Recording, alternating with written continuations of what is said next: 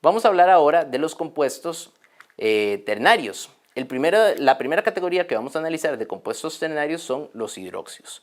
Estas especies están compuestas por un metal que lleva siempre un grupo hidroxilo, que es un átomo de oxígeno unido a un átomo de hidrógeno con carga negativa de -1. Y se nombran según el sistema de Stock. En este caso entonces los nombraremos como hidróxido de y damos el nombre del metal sin alterar.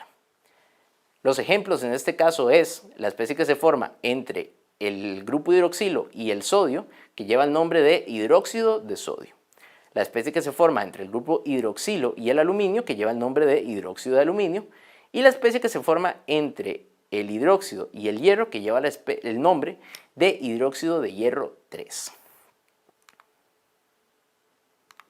La segunda categoría de compuestos ternarios que vamos a analizar son las sales ternarias. Estas se forman entre un metal y lo que vamos a llamar un anión poliatómico. Ya hemos comentado un poco sobre los aniones poliatómicos, son especies, generalmente uno metal con oxígeno, que están unidas entre sí y que poseen una carga negativa global. Las vamos a nombrar según el sistema Stock, nombrando primero el anión poliatómico y luego el nombre del metal. Algunos ejemplos de estas especies son la especie que se forma entre el anión poliatómico nitrito, NO2, y el potasio. Lo llamamos nitrito de potasio. Luego tenemos la especie que se forma entre el anión poliatómico nitrato, que es NO3, y el metal plata. Lleva el nombre de nitrato de plata. Y finalmente tenemos la especie que se forma entre el anión poliatómico sulfato y el cobre, que lleva el nombre de sulfato de cobre 2. Ahora, vamos a comentar un poco sobre los aniones poliatómicos y sobre cómo podemos identificarlos. Los aniones poliatómicos contienen oxígeno y tienen nombres que terminan generalmente en ato o en ito. También se les llama oxianiones. Ahora, esa terminación ito y ato indica la cantidad relativa de átomos de oxígeno que tienen las especies. Por ejemplo, en pantalla tenemos dos especies de iones poliatómicos que contienen nitrógeno. Una de ellas se llama nitrito y otra se llama nitrato. Ambas tienen carga de -1. El nombre nitrito indica que la especie es la que presenta la menor cantidad de átomos de oxígeno del par. Es decir, entre NO2-1 y NO3-1, la que se llama nitrito es NO2-1 debido a que es la que tiene la menor cantidad de átomos de oxígeno.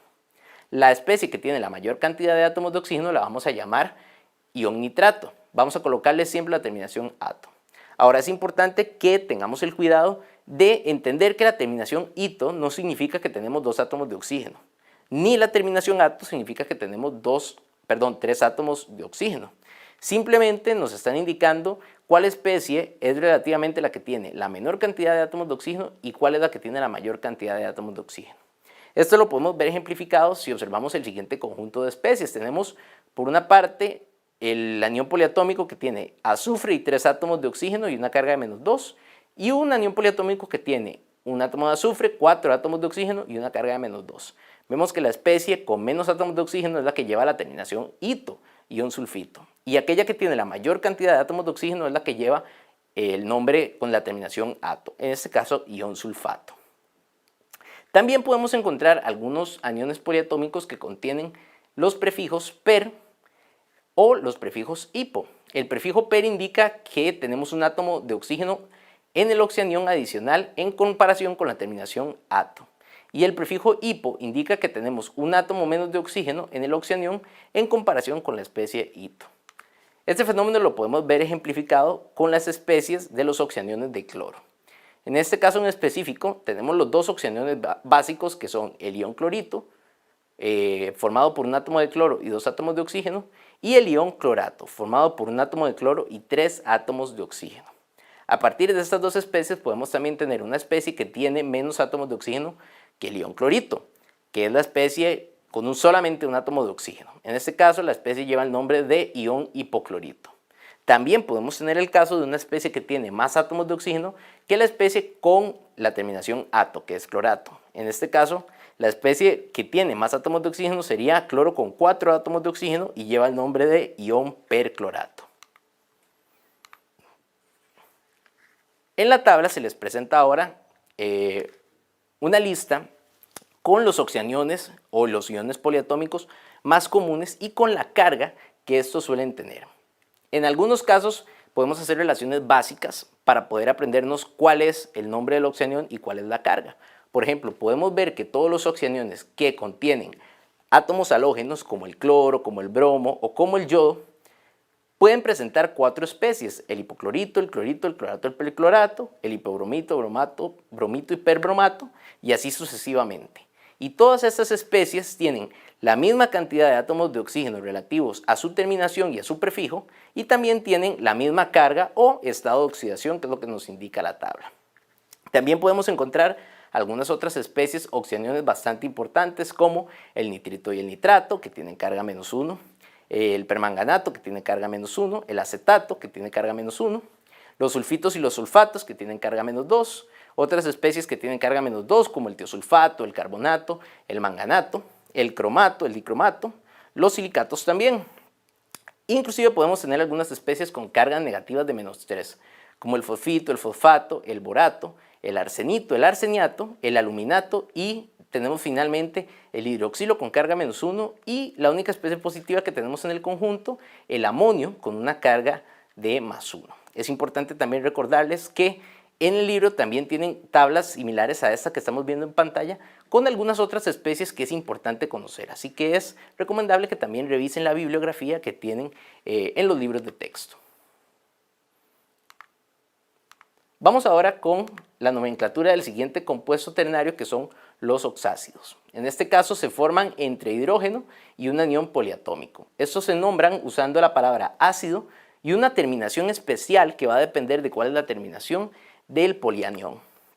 Así que vamos a colocar el nombre ácido más el nombre del polianión y vamos a colocar las terminaciones. En este caso es importante observar el cambio que vamos a hacer con la terminación. Si el anión tiene una terminación ito, entonces la terminación que le vamos a dar al ácido va a ser oso. Y si la terminación es ato, entonces vamos a cambiar esa terminación por la terminación ico. Vamos a ver cómo funciona esto con los compuestos químicos. En el primer ejemplo tenemos a la especie que se forma entre el ion hipoclorito y el hidrógeno. Observemos que en este caso la especie hipoclorito, tenemos el ion hipocloroso unido con el átomo de hidrógeno. En este caso, al anión hipoclorito vamos a cambiarle el nombre de la terminación ito por terminación oso, así que el nombre de la especie sería ácido hipocloroso. En el segundo caso tenemos a la especie clorito unida al átomo de hidrógeno. En este caso el cambio que tenemos en la especie es pasar la terminación de ito a oso, así que el nombre de la especie sería ácido cloroso. En el siguiente ejemplo tenemos a la especie, al anión poliatómico clorato unido al átomo de hidrógeno, y en este caso el ácido que se forma tenemos que cambiarle la terminación al anión clorato por ico, así que la especie formada sería el ácido clórico. Y finalmente tenemos al perclorato unido al hidrógeno. En este caso el cambio que se debe hacer es de la terminación ato a ico y el nombre de la especie sería ácido perclórico. Ahora vamos a estudiar un poco sobre la nomenclatura de los compuestos cuaternarios. El primero de estos compuestos que vamos a analizar son las sales ácidas. Estas se forman entre un metal y un anión poliatómico que posee hidrógeno. Las vamos a nombrar según el sistema Stock. Y la fórmula general es nombre del anión poliatómico más D más nombre del metal. En este caso vamos a ver algunos ejemplos. Tenemos a la especie hidrógeno sulfato que se une con el átomo de sodio. En este caso el nombre de la especie sería hidrógeno sulfato de sodio. Luego tenemos a la especie hidrógeno carbonato que se une con la especie potasio. En este caso el nombre del compuesto es hidrógeno carbonato de potasio. Y finalmente tenemos al hidrógeno fosfato unido con magnesio y el nombre de la especie sería hidrógeno fosfato de magnesio. La segunda categoría que tenemos de nomenclaturas cuaternarias son las sales de amonio. Recordemos que el amonio es un catión formado por un átomo de nitrógeno y 4 átomos de hidrógeno y una carga positiva global de +1. En este caso los vamos a nombrar mediante el sistema Stock y vamos a tener este tipo de compuestos cuando la sal de amonio se une a un anión poliatómico. Así que vamos a ver algunos ejemplos de estos casos. Tenemos que primeramente la especie nitrato unida con el ion amonio nos va a dar el compuesto nitrato de amonio. Y luego la especie sulfato unida con la especie amonio nos va a dar finalmente la especie sulfato de amonio.